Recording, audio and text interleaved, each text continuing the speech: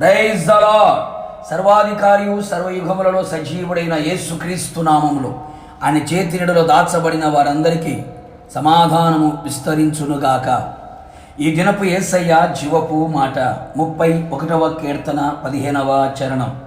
నా కాలగతులు నీ వశములోనున్నవి, నీతిని ప్రేమించుచు అనుదినము నీతిని అనుసరించుచు నీతిని హృదయములో ఉంచుకొని మరణం వరకు నీతిని విడువక గట్టిగా పట్టుకోవాలని తీర్మానముతో యేసయ్య అడుగు జాడలలో నడిపించబడుచున్న నా దేవుని పరిశుద్ధులారా, మనమందరము ఆయన వశములో ఉండవలెను.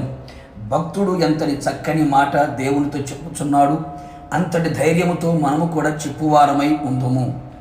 నా కాలగతులు నీ వశములో ఉన్నవి గనుక నా శత్రువుల చేతిలో నుండి, నన్ను తరుము వారి చేతిలో నుండి నన్ను రక్షింపుము అని ప్రాధేయపడెను. భక్తుడు దేవుని చేతిలో, ఆయన ఆధీనములో స్వాధీనములో ఉంటూ నడిపించబడెను. ప్రస్తుతపు దినములలో మనుషులందరూ, ఆత్మీయులలో కొందరు డబ్బు వశములో, మనుషుల వశములో, లోకపు పాపం, ప్రేమ, స్నేహం, మర్యాద వశములో, పాతాళపు వశములో, అపవాది వశములో, సెల్ ఫోన్ వశములో నిలిచిపోయిరి.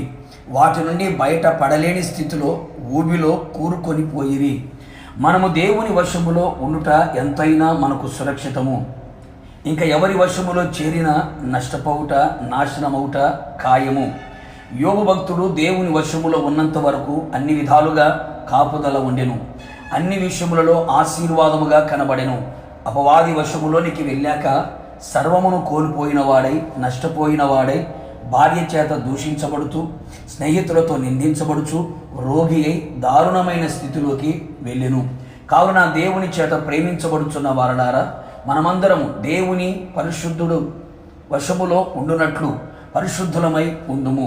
క్రీస్తు రక్తం, క్రీస్తు వాక్యం, క్రీస్తు ఆత్మతో కడగబడిన వారమై, పరిశుద్ధులమై, పాపము లేని వారమై ఉందుము.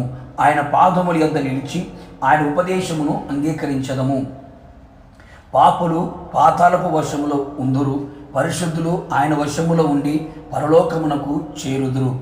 ఆయన పక్షముగా నిలిచి ఆయన కొరకే బ్రతుకుచు, ఎలాంటి పరిస్థితులు ఎదురైనా ఆయనను విడువని వారమై ఉండిన ఎడల ఆయన వశములో ఉండెదము. రెండవ మరణం ఆయన తప్పించును.